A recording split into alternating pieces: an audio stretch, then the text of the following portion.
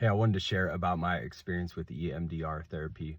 I work with a couple ladies who had gone through EMDR after some traumatic things, and so they were telling me about it, and I was asking some questions, and I'm like, I'm gonna give that a try. It couldn't really make things worse, so let's give it a try. I struggle with illness anxiety disorder or hypochondria, and I went to my therapist and I said, hey, is this an option? Is this something that I should consider? And he encouraged me to look it up and consider it. And so I did that. I said, I want to give it a go. Let's see if it works. Let's see how helpful it can be. And so he asked me to make a list of all of the traumatic experiences around illness, anxiety of through my life that I could think of. I made a list of a couple dozen of those, and then came in for my next session. And he said, okay, pick out the one that is filled with the most despair and the most regret. And so I picked out this time when, during my wife's pregnancy for our third boy, she had an at-home blood pressure machine because she was, I think it's like preeclampsia or something. And so she had that for herself. And I put on the blood pressure cuff one day and took my blood pressure. And struggling with illness anxiety, that is definitely not recommended.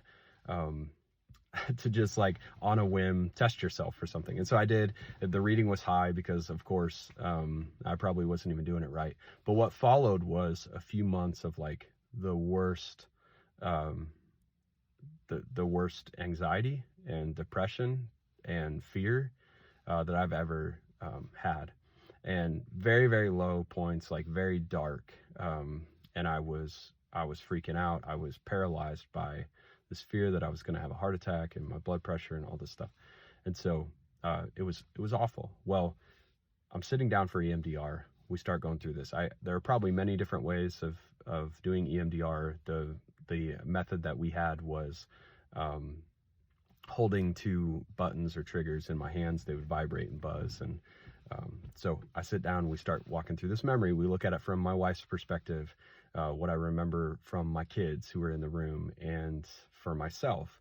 And again, I picked out this memory because it was full of the most despair and the most regret. And at the very end, we walk through all of it. I've got my eyes closed. These things are buzzing. I don't fully know like all of how it works, but I know there's something to it. And so at the end, he says, okay, picture yourself standing next to where you were sitting when you took that test. What would you say to yourself now? 45 minutes before this, I would have been like, don't do it. Don't put the blood pressure cuff on. Don't take the test. Don't do it. Get out. Get out of the room. 45 minutes into EMDR, all I could think to say was, it's about to get really hard, but you're going to make it through. And that was incredible. Like the change in 45 minutes from so much regret to actually being grateful for that experience, and just giving myself some encouragement that you're going to survive, you're going to make it, you're not going to die. Like that was all I needed to hear, because the next few months were so dark and so difficult, that to just know you're going to live through this, that's all I needed.